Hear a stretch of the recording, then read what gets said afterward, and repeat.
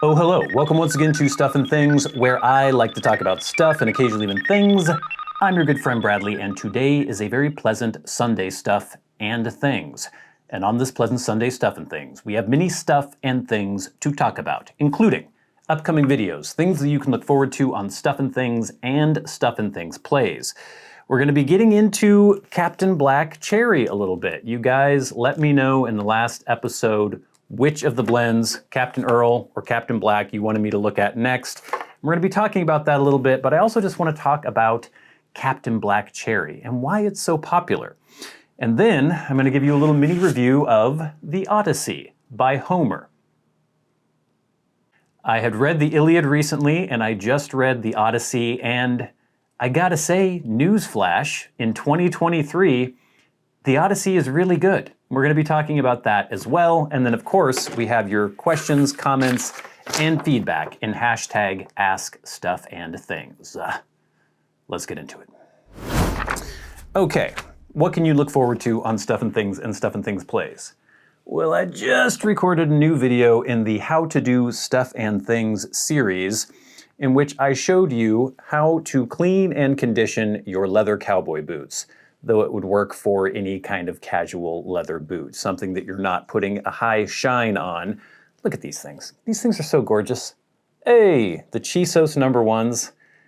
Oh my God, they smell so good. Anyway, I just conditioned these. I've had these for about 6 months and hadn't put any sort of oil or conditioner on them yet.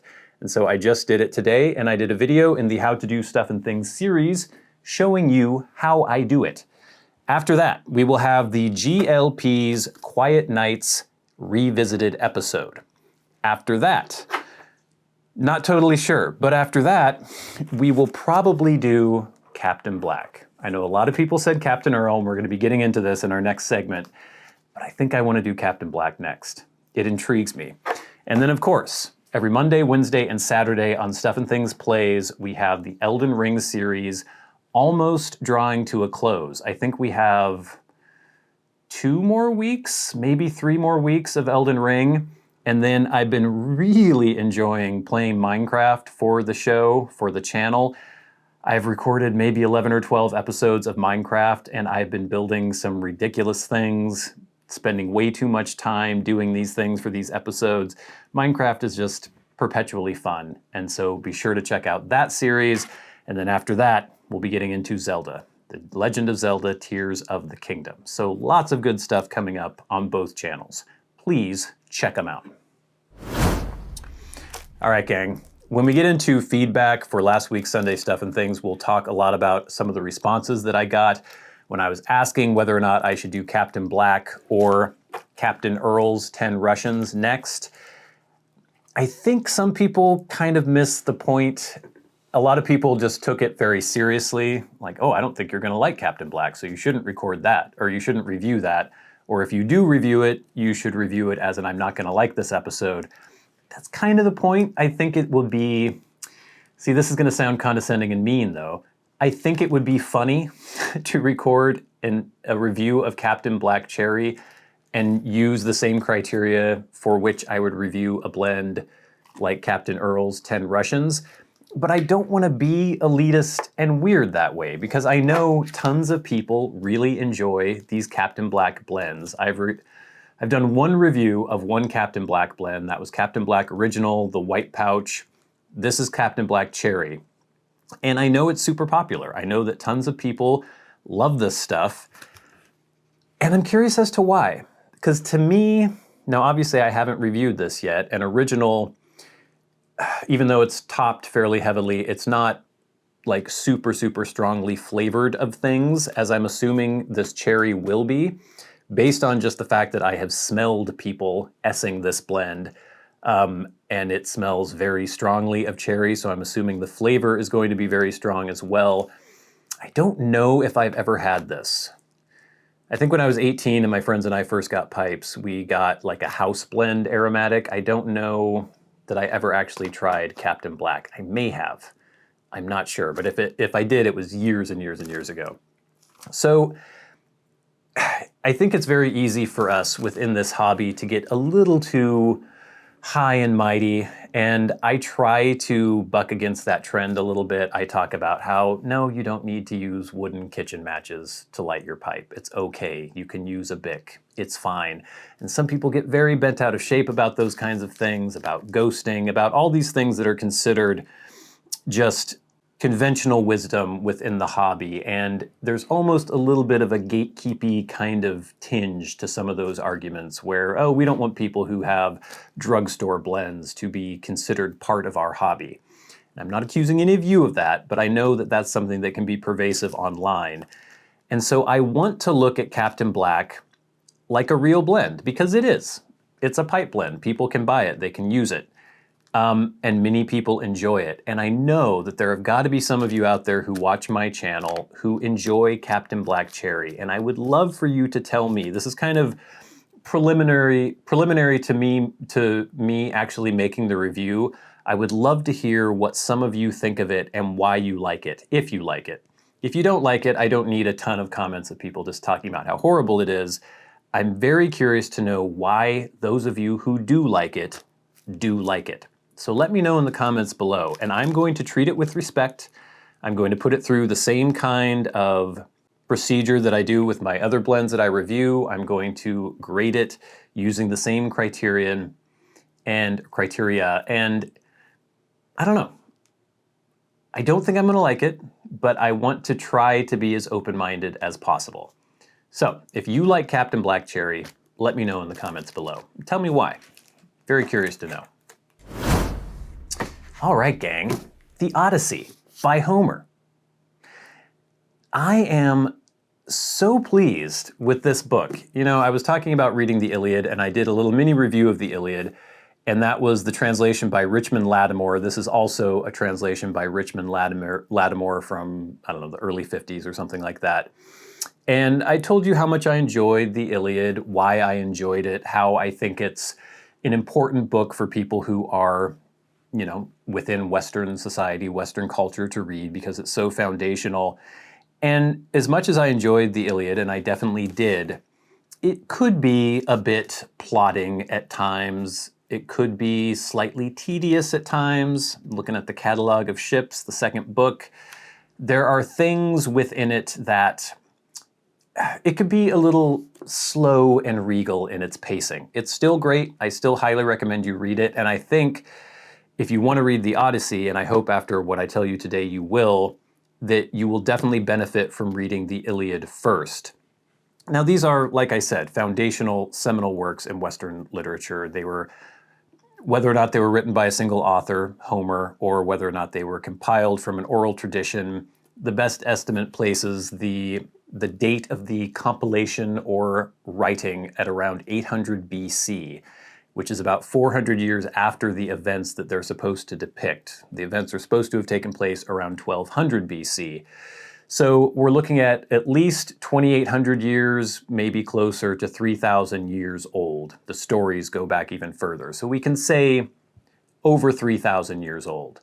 And that's just, I don't know if I can convey to you properly how exciting that is, or how excited that makes me to the fact that we have these things, the thoughts and feelings kind of distilled from a culture that existed so long ago, and that we can just order it on Amazon and read it. And obviously there are so many things that are universal to the human condition. Obviously many, many things have changed from way back when. This takes place during the Bronze Age. It was written during the early Iron Age. But this is going to be very disjointed, or it feels like it's already very disjointed. As I was saying, as much as I admired the Iliad and appreciated it and enjoyed it, the Odyssey is just a really fun, good read. I expected it to be slow, like the Iliad. I expected it to take its time, but this just rips along. A lot happens in the Odyssey.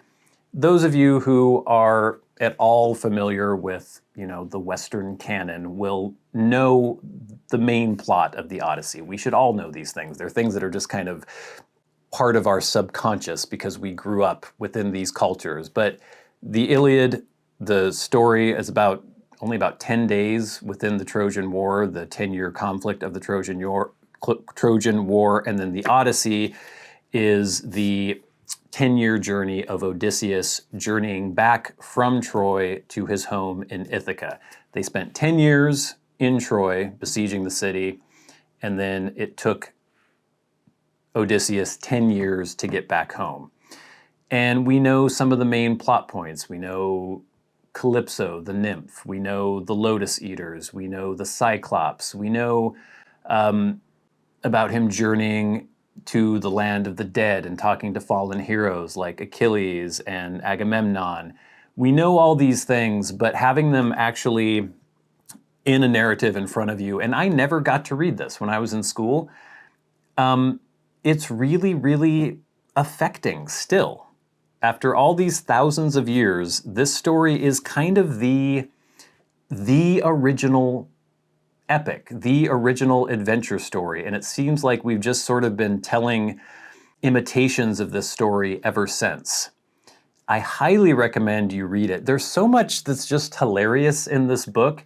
I didn't know that so much of the book was going to be spent on Odysseus once he had already gotten back to Ithaca. About half of the book, well, the very first part of the book is his son Telemachus, or Telemachus, however you're supposed to pronounce that, journeying to visit Nestor in Pylos and then visiting Menelaus in Sparta, basically asking for news of his father. There are the machinations of the gods where they decide, okay, Odysseus has been tortured enough. It's been over 9 years since he set out to get to home, and he's been blocked, repeatedly on his way. They decide, okay, it's time for Odysseus to finally make it home. Athena is the main cheerleader for him. So you have the machinations of the gods. Athena is influencing various mortals to put some pieces in motion. At this point, Odysseus has been held captive by Calypso for several years. Every nymph or goddess who seems to glimpse Odysseus wants to marry him. Anyway, she wants to marry him. He's been stuck there forever. And then we spend time where Odysseus finally gets to leave Calypso, and he makes it to the Phaeacians. All these pronunciations are going to be very difficult for me. And there he basically tells the stories of his wanderings and travails to these people over several books. And by the time we get to around book 11 or book 12, it's 24 books in the novel, he has made it home to Ithaca. And I thought much more of the narrative was going to be spent on his wanderings. So you get through all that very quickly. And by the time he gets back to Ithaca, I'm like, how are they going to sustain this for, 12 books or so? Because these haughty suitors, over 100 suitors, have descended on his home. They're eating him out of house and home. They're sacrificing all his cattle, his fat sheep, having raucous parties every night. And they're trying to convince his wife Penelope to marry one of them. And they're all jerks, and I love how they're portrayed. I love how Athena has just decided these people all have to be destroyed, and so she instigates them being even worse so that there is even more reason to kill them with horrible prejudice. And when Odysseus gets home to Ithaca, he disguises himself as a beggar, or Athena disguises him as a beggar. And first he's hanging out with his old swineherd, and then he eventually gets back to the palace in Ithaca, and he's hanging around the suitors. And there's so much comedy in his interactions with various people. There's a part where the suitors try to instigate a fight between him and another beggar. He gets stools thrown at him constantly. I think at least 2 or 3 different stools are thrown at him. Just the description of the way the suitors are acting, the way that there are certain phrases that they repeat over and over. I don't know. It's just great. I enjoyed every minute of this book. The Odyssey of Homer, the Richmond Lattimore translation. If you haven't read these books, I think it's very important to be at least conversant in them if you are, someone who is from this tradition. It's basically Western European tradition. And even if you're not, they're super interesting, super good stories. I don't know. I just wish I hadn't waited so long to read these. I'm curious to see what other translations are like, but I definitely really enjoyed the Richmond Lattimore translations of both the Iliad and the Odyssey. I highly recommend you check them out. All right, gang, but now it is time for hashtag askstuffandthings. Remember, If you have a question for me and you would like it answered on the Sunday Stuff and Things, tweet at SATBradley with the hashtag askstuffandthings.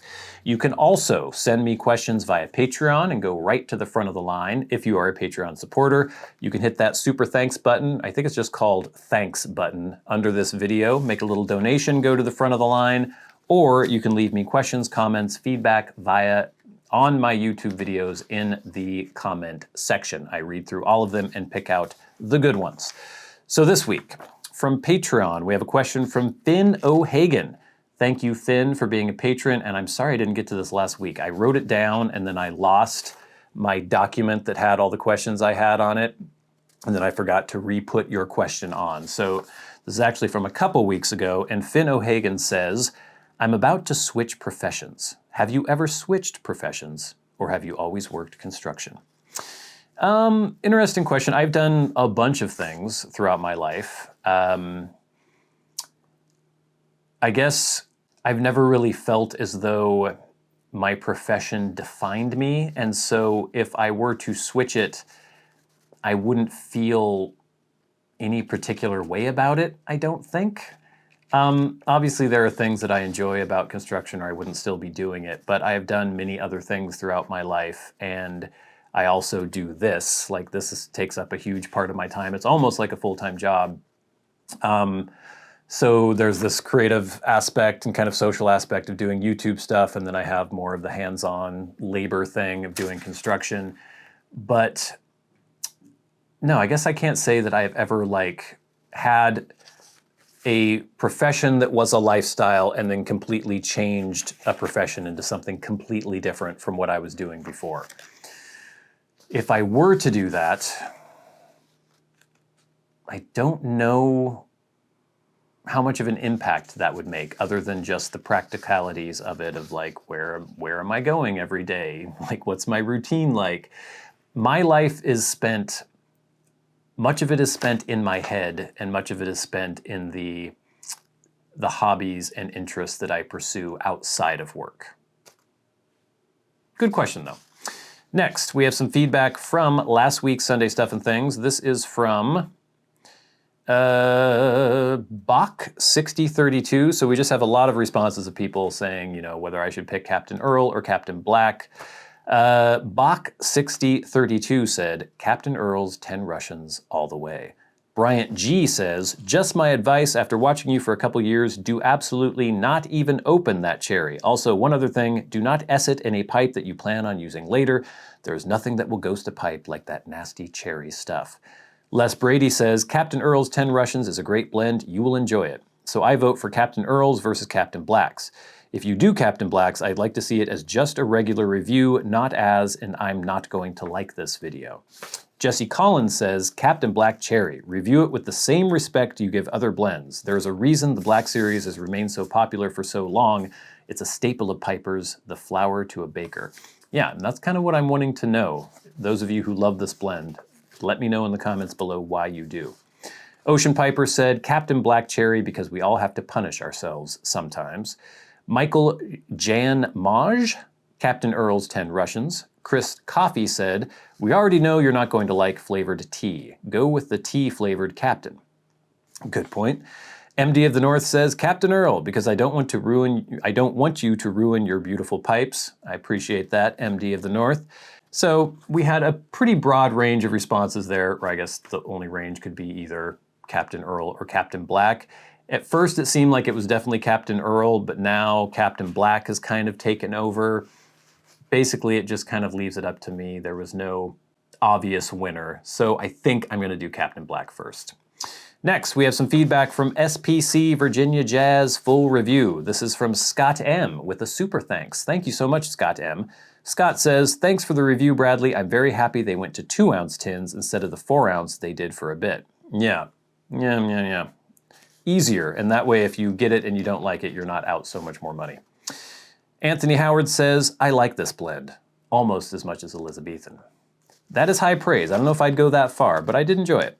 Michael D says, sorry Plum Pudding, but Virginia Jazz is my favorite Seattle Pipe Club blend. Nice review and noted. Not everything needs to taste like the great Elizabethan. Cheers. And yeah, and that's something I had to kind of remind myself of when I was doing that review, that when I have a vapor, I want it to taste like Elizabethan, but it doesn't need to taste like Elizabethan, and it's good that not everything tastes like Elizabethan. I have Elizabethan, hopefully for the foreseeable future. So that's safe, and I can try other things and enjoy those things too. Thank you for all the feedback and the questions and the comments. Please keep it coming in.